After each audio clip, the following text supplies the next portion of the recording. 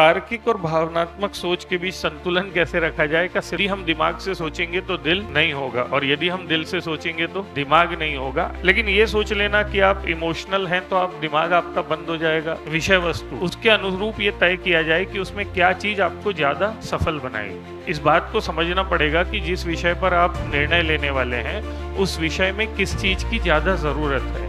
तो रिपोर्ट लिखते समय आप थोड़े से सॉफ्ट हो सकते। आपको पता है कि आपका रोज कट रहा है लेकिन दिल है कि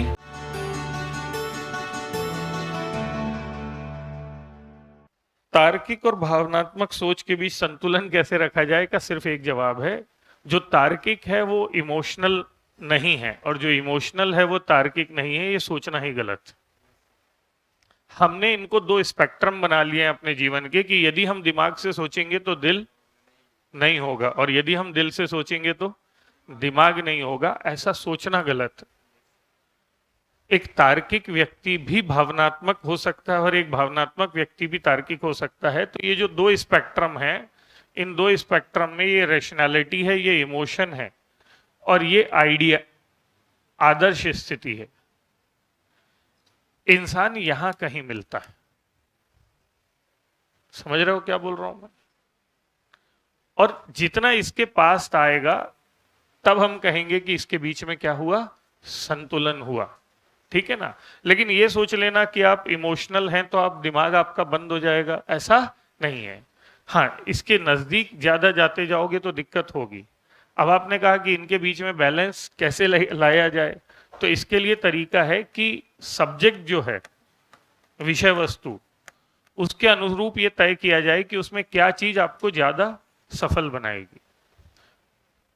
ठीक, रिश्तों में इमोशंस काम करते हैं, काम में तार्किकता काम करती है।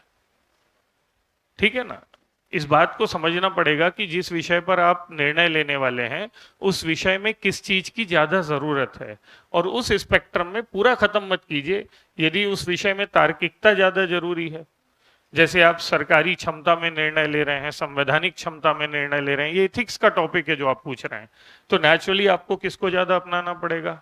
रैशनैलिटी को ज्यादा अपनाना पड़ेगा।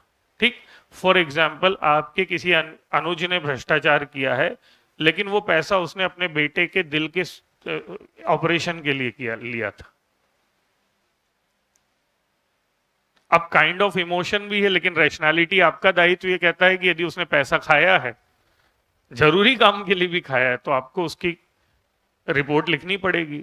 तो रिपोर्ट लिखते समय आप थोड़े से सॉफ्ट हो सकते हैं ताकि उसको दंड तो मिले लेकिन ज्यादा ना मिले। तो ये रैशनैलिटी और इमोशन में क्या हुआ, बैलेंस हुआ।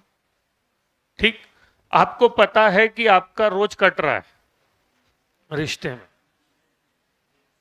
लेकिन दिल है कि मानता नहीं। तो धीरे धीरे थोड़ा कम कटवाना शुरू कीजिए, यानी इमोशन के साथ थोड़ी क्या लाइए, क्योंकि रिश्तों में क्या डोमिनेट करते हैं, इमोशंस। आपको ये भाई, इसका सबसे बड़ा उदाहरण है, भला है बुरा है जैसा भी है, मेरा पति मेरा रोज कूट रहा है तो बोले शंकर भक्त। ठीक है, इधर उधर जा रहा है तो बोले रात को लौट के तो घर ही आ रहा है।